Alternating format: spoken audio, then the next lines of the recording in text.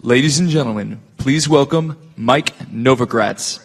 It's a lie to think of this love as anything but laughing at a choir boy. So what you gonna do now? I put my notes down. Well, thank you. It's great to be back here. I spoke at the Consensus in New York 6 months ago, and it feels like about 4 years since then. Ether was trading about $90, I think, at the time, or at the beginning of the conference, and I think 130 at the end of the conference, on its way to the moon. And so a lot has happened. I want to start by, Joe Lubin was a college roommate of mine, and just telling everybody how proud I am to see what he's built, this great community, the great business he's built, and so it's just pretty cool to see one of your guys soar like that. And so, Joe, congrats. And I want to thank Amanda for putting this on and her whole team, because I've been asked to speak at a lot of conferences recently. Usually I speak to crowds that are just coming into the space or learning about the space, and so it's a pretty easy speech. I have to admit being intimidated here, because normally I know more than about 80% of the audience, and today I think I know more than about 20% of the audience. And so you're going to bear with me a little bit.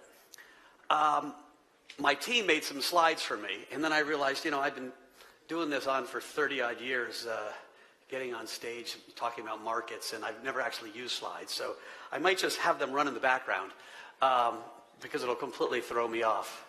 I wanted to talk today a little bit about, why I'm so excited about the space, a little bit about what I'm going to do about it, what I'm worried about, and then leave you with some predictions, because I spent my whole career as a speculator, and it would be really bad to be a market speculator and not give you guys some predictions. And so when I've been interviewing people, either on stage or personally, I ask what their aha moments have been that got them hooked into this space, because there seems to be people have an aha moment and then they go down the wormhole, and like the blockchain and the decentralized revolution becomes their life. I've had many, but one of my first ones was walking into Consensus in January of 2015, going over to ask Joe for some advice on my stale Bitcoin and VC portfolio. I said stale because if you remember, for about 2 years, the whole space went relatively flat, and I hadn't been paying much attention.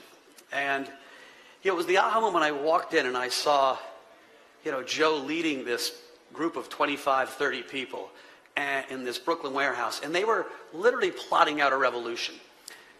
They had whiteboards with businesses that they were going to disrupt, and there was an energy that was infectious. I had no idea what to expect when I went over there. I thought it was going to be Joe and a dog, and I found this vibrant room. And what was most interesting to me was the confidence that both Joe and the whole team had. Andrew Keys had just started there, and there was not a doubt that they were going to change the way we think about business and we do business. And so I did what any speculator would do. I bought some ethers. They were trading about 90 cents at the time. And I went to India, to look at real estate and meditate. And I came back, and now ether's at 300, so that was kind of cool. As price went up, I hired a young guy. He's here somewhere in the audience. We got more involved. And when you start making money in things, you look in more and more and try to figure out what was going on. Macro guys try to take complicated things and make them simple, and it sometimes takes a long time for it really to become clear. I had another aha moment just last week. I was interviewing Alex Marcos. So Alex was a Wall Street whiz kid from MIT who left his company after having made a fortune and found himself addicted to the Bitcoin blockchain. He now works as one of the core developers and spends his time literally with 4 young guys and an ex-partner of his coding on the protocols of the Bitcoin blockchain. And I was like, Alex, that's so noble of you. Like, that's like your philanthropy. And he looked at me and was like, I own a lot of Bitcoin, and so I really want the system to be as good as it can be. And yeah, there's something a little bit noble about it, because I think I'm doing it for the right reason. But there's a self-interest in it as well. And it dawned on me then exactly why this is such a powerful tool, why these ecosystems are so powerful. that by doing good, you're actually pushing the price up in the right direction. And I started thinking of all the tokens that we participated in. We bought a token called Funfair, which was doing, a blockchain version of online gambling. I started thinking, well, I love the CEO, I like the business plan. It's an easy market to disrupt because when I log on and play against the Bahamas, they could be cheating me and I'll never know. And then I started thinking, wait a minute, as a token owner, I'm like an Amway salesman. I want other people to play, and I want other people to play. And so these tokens, these communities are really viral networks. I literally think of it as Amway. And you've got thousands and thousands and thousands of virtuous circles that go on every day. And so it started me to think, by doing good, you do good for the community. So here's another, I promise this will be my last aha moment. I have a sister who founded this group called the Acumen Fund, and she was really kind of at the forefront of what they call impact investing. Really saw capitalism as a tool that usually works but doesn't always work, and there were great places where capitalism was failing, and so you needed different business models. And she's invested 20 years looking at different ways to deliver goods to the 2 billion people at the bottom of the pyramid. And I heard her talking about this new business she had invested in, and it was a high-end chocolate business. And you looked at the value chain of who got paid for a $4 chocolate bar. And the women farmers in post-conflict Colombia at the top of a mountain in horrific conditions, who are living in poverty, who are picking these very precious beans that go into the chocolate bar, were making less than 1 penny of the $4 chocolate bar. And so this business model that she had invested in was going to pay them 200 to 300% more than they normally got paid. So still not a lot, but not 20% more, 200 to 300% more. And as she was telling this story and inspiring the crowd, I was like,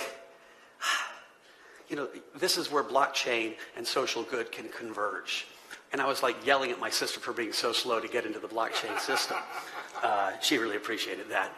And so, again, I was thinking, we have these unbelievably powerful tools. This group is creating these unbelievably powerful tools. At the last consensus, someone talked about, 40% of the clothing in this room probably has some slave labor in the supply chain, and how the blockchain could be used to track the supply chain. And it got me back to thinking, doing good for the community, doing good for business, doing good is a very powerful, self-enforcing motivator. But they're just tools. So at the core of these tools, you need moral leadership, you need kind of a righteousness. What I love about Joe and his company is from the very moment he started talking about it, it felt like they were in it for the right reason. They really see this as a revolution, and a revolution for good, not just for money. Which gets me to one of my worries. When everything's so exciting and there's so much buzz and rush, we all have the angel on our shoulder and we have the devil on our shoulder. And I can remember at Fortress, my old company, I had this giant hedge fund. Everyone liked us, and I had guys on my team that wanted to do really illiquid stuff in what was a liquid hedge fund. And so, we created what was called a side pocket and kind of bent the rules. We told our investors, they all agreed to it, and we bought all kinds of illiquid stuff. Well, I got an email yesterday from my old company with my 9-year-old portfolio of crap that we had bought. And it was just this unbelievable, memory of our unbelievable recognition of just, what a mistake we had made. I'm still looking at this badge of shame that comes every quarter to tell me, my illiquid stuff that they haven't sold for 9 years that was supposed to be in a liquid hedge fund. And it goes back to this idea of do the business you should do, not the business you can do. And right now, this community is in a world where there's this amazing tailwind. Everyone wants to be part of it. I mean, it's infectious. And so it's easy to let greed seep into the decisions you make. So I would ask each person to kind of rate that. It was a John Whitehead. He was the chairman of Goldman Sachs at one point, quote, do the business you should do, not the business you can do. We've been seeing all these young guys come in and pitching us these great either VC or hedge funds in the blockchain space.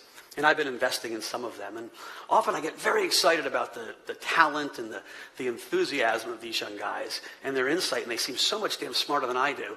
And then I say, well, what's your fee structure? And they're like, well, we're 3 and 30, and then if we make over 30%, we go to 40.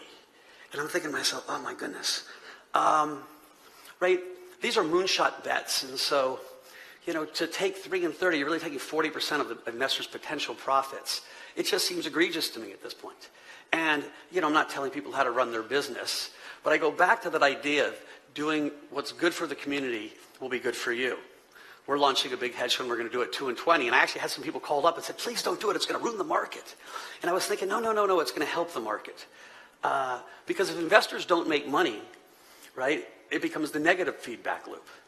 In the same way good stuff is the positive feedback loop, bad stuff is the negative feedback loop. And I do worry I'm seeing more and more of it. There's stock promoters in some markets that are pushing stocks at such ludicrous prices that there's almost zero chance that the investor will ever make money. And you piss those investors off, and A, there'll be SEC suits, and B, it sends the negative energy. You look at some of the ICOs, we're seeing some fly-by-night ICOs that, again, don't do the community, don't do the whole ecosystem any favors. And so I ask all of you to be your brother's keepers. Call people in check. Look at yourself and say, is this the right thing to do? Because at the spirit of this whole revolution is this sense of you can change the world. And it's really, really powerful. And so I asked myself, well, how can I participate? When I first went to Consensus, I thought, geez, I'll give Joe some money and maybe I'll be a partner there. And I started thinking, well, what are my skills? I'm a decent communicator, and I'm a decent leader, and I'm a decent speculator. And then I was like, well, Joe's a really good communicator, and he's a really good leader, and they don't really need a speculator. And so there was nothing for me to do there other than to be a cheerleader. And, as I've kind of dove into this space, I figured there is a role. And for me, it has been this bridge between the traditional institutional world and this kind of fun, exciting, and much younger and crazy world. And so, I've taken that relatively seriously. I've been trying to bring people over the edge and bring new participants into the space. I never thought I would actually take outside capital again, because being a fiduciary is it's a much higher standard of care than investing your own money, and quite frankly, it's a pain.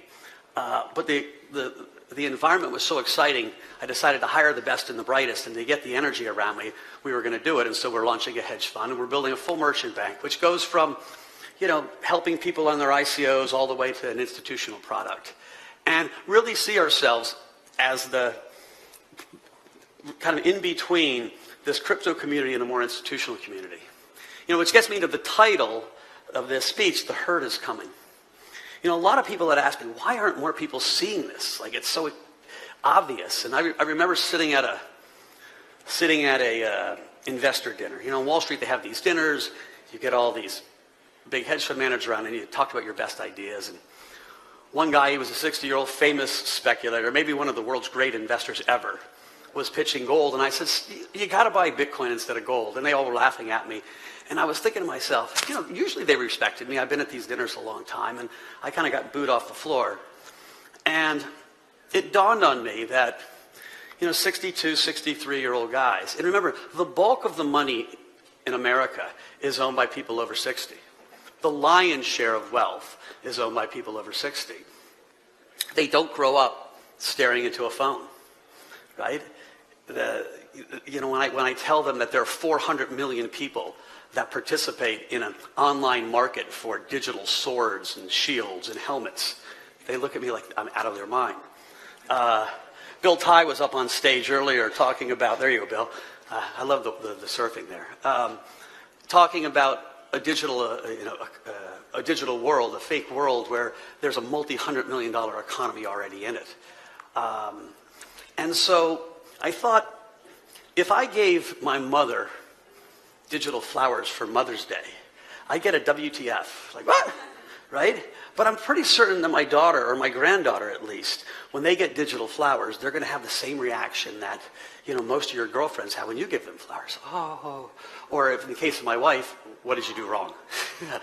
And so as we're shifting age, it's just so much easier for people to understand why this kind of idea of digital gold, digital good, digital store of wealth is going to take root. I would tell you that in the last 4 months, we have been inundated with calls from institutional people to come talk about the blockchain, Bitcoin, Ethereum, the ICO market. I was up doing a teach-in with some other guys to a $400 billion pension fund, and they came down with 12 people, very serious, they know a whole lot. And while they're probably 6 months to a year from investing pension fund money in the space, I know actually that the CEO left that and bought a whole bunch of Bitcoin himself. You know, Goldman Sachs has been public, and we've spoken to them about how they can trade. And so with 100% certainty, I would tell you that the herd is coming.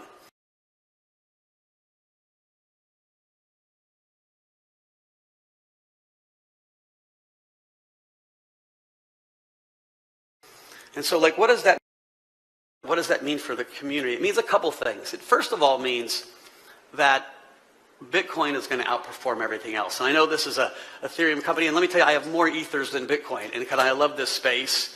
But Bitcoin represents the kind of benchmark or bellwether that all this collective energy is showing up in.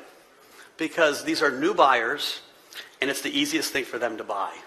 And so I would tell you that for the next 6 months, if you were purely short term, you know, Bitcoin's a pretty easy bet. It's going higher and much higher.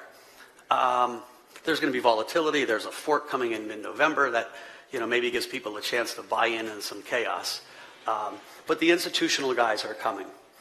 And it doesn't leave me pessimistic, the Ethereum space at all. Because it's a process of slowly learning the system, you know, learning and getting involved and getting engaged. But it's important that this space, because Ethereum is valued differently than the way Bitcoin is valued. Bitcoin now, at least in the institutional world, is seen as digital gold. And you can look at the market cap of gold, and you can look at this just as a store of value. And you don't care if it can do anything other than go up, just like any other, you know, money. Because what's money after all? Money is money because we say it's money, right? The British government recently changed what a British pound was. They took the old pound and they decommissioned it just last week. And now there's an octagon-shaped pound. And so they said that used to be money, it's no longer money, this is money. And so the collective community says Bitcoin is money, Bitcoin is digital gold, and therefore I think that's the first piece. Where Ethereum is valued a little differently. People see this as, at least I see this, but I think it's becoming more commonplace, again, in the institutional world of the guys I talk to, as this public utility that all these really cool world-changing businesses are going to be built on top of. And so its value can only go so far ahead of where people's perception of how robust the ecosystem is going to be. And so the community needs some wins. The system needs to speed up. Some of these projects need to go from project to implementation. And so, you know, with patience, I think this thing is going to go a lot higher. I got 3 minutes left, and I promised myself I was going to end with some predictions and leave a couple minutes for questions. And so, you know, my prediction is this, that, you know, the community has in its own hands the ability to really change the world, to do the right thing, and the markets are going to go higher. It is, to me, safer to buy Bitcoin and Ethereum today than it was a year ago. The people that bought it at 100, it was kind of a yo bet. And you're buying it now with so much more built into the price, so much more infrastructure, so many more people involved, that I just really feel it's a far better bet today. And so, you know, I can't tell you how high things are going, but I think they're going higher. More and more talent is being sucked in. We've hired 8 people in the last 4 months, and we've got another 3 or 4 on the docket coming in. It wouldn't surprise me if we have 25 people you know, by February of the year. And so at that point, I'll stop, say thank you for being here. It's been an honor, and I'll take 2 minutes of questions. Or no questions. I got a question for you. So as an investor, what's the biggest risk to the system that people aren't talking about? You can repeat the question. Yeah, he's asked me what the biggest risk to the system is. You know, listen, regulators are coming. They just are. We're talking to them from the SEC to the CFTC. The U.S. regulators have been very, very good. You know, they don't want to kill the entrepreneurial spirit. They don't want to kill innovation. And so they're watching things. But we've got a very volatile administration, to say the least. And, you know, the biggest risk is President Trump or someone senior in the cabinet, you know, gets a call and changes the tone real fast. Those are setbacks, but I think, you know, the G20 still could put a real damper in the system if they wanted to. We don't detect any of that. The other risks are, you know, if there's a big fraud, all these little things dent away at the confidence people have, right? The ICO market is less robust today than it was 3 months ago. It's harder to get a deal done. And partly that's because the behavior around the ICO market wasn't great. And so people are leery of it. And so it's, my original thought was, you know, you got to do good, make money and by doing good. Really is, this needs to be, because that's the way the system is structured. It's what's so genius about it. If everyone does their part and figures out what their role is, the whole system and the ecosystem grows. Yep. Do you view Bitcoin and crypto in general as a hedge against the rest of the market? That's a good question. He asked if we think of Bitcoin and crypto as a hedge. I think if there's a real crisis, Bitcoin will go up. There's some risk sometimes, though, that, you know, if people start having diversified portfolios, and so right now I don't think if there was a crisis, things would go down. But what often happens is when there's a crisis and you're losing money on your stock portfolio, you sell your good portfolio just because you want to take risk off the table. And so I think in the short run, it is a hedge. I think in 2 to 3 years, it will be much more correlated. And it'll be correlated because, you know, people look at their wealth holistically. So I'm an investor in Pantera Capital, and so one of the calls that we were on recently talked about how a lot of hedge funds are popping up, investing in blockchain and cryptocurrency. How would you evaluate these new funds coming up? Because obviously they're not all going to be qualified to be able to properly invest in these channels. You know, it's the same way I think we'd look at a hedge fund in the non-crypto space. Does the CIO have a track record? You know, investing is not easy, and it's an arcane skill in some ways. And quite frankly, a good chunk of the top 15 coins is really macro investing. And macro investing is psychology and intuition, and it's a skill that very few people have. It's very different than the VC side, right? But the VC side has its own algorithm that goes through. I had the great privilege of spending some time with Peter Fenton, who was one of the benchmark partners. And after about 4 hours with the guy, we were skiing. I was like, that's why he's so good. Just the attention to detail on everything that guy had, just knew the space dead. And I was like, you know, my skill set is so much more intuitive. And so, you know, what we're building on our own firm, I'm trying to find people that have experience in VC, because I don't. My intuition helps some. And so I think you look at the portfolio manager first, the team around him second, and then is the structure they're giving you rational and fair? Are they making short-term or long-term investments with short-term capital, right? And so if they're going to invest in a liquid stuff, they better have long-term locked-up money. All right, I'm being told to wrap up. Guys, thank you so much. Enjoy San Francisco.